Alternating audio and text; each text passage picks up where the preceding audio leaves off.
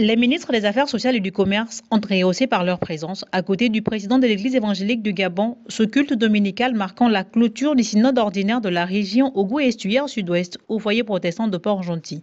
C'est le révérend pasteur Benoît Bengon-Benguima, par ailleurs vice-président et secrétaire administratif de l'Église évangélique du Gabon, qui assure constanciellement officier la messe, marquée par la consécration d'un nouveau pasteur. Nous sommes à un culte non seulement de clôture du synode régional ordinaire de l'Ogooué-Estuaire Sud-Ouest, mais aussi et surtout de la consécration au sein ministère pastoral d'un de nos frères, à la personne d'André Nzambi-Tchora, qui, après avoir passé près d'une vingtaine d'années, est devenu pasteur consacré aujourd'hui.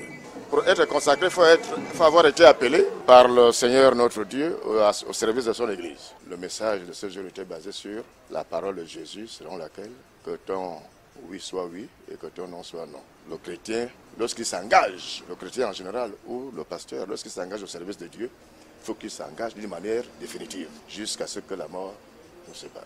Le chemin vers le pastorat est loin d'être un fleuve tranquille. C'est donc à juste titre que l'impétrant se sent honoré et reconnaissant. J'ai la conviction que Dieu, qui m'a appelé à son service, fera la grâce que je mène son ministère jusqu'au bon port et que je sois à la hauteur des attentes de mes fidèles. Heureuse d'avoir pris part à ces travaux qui ont duré 4 jours, la fille de l'Église évangélique du Gabon se dit satisfaite des thématiques appropriées abordées lors de ce synode.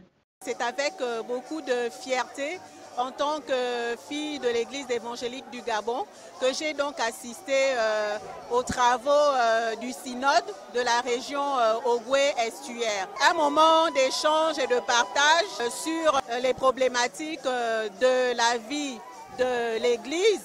Nous avons parlé de rappeler les valeurs de l'Église et les valeurs du chrétien, parler aussi de l'état des lieux, des structures de l'Église. Outre la parole du jour, les adorations et les louanges à Dieu ont marqué ce culte qui s'est déroulé dans la communion fraternelle.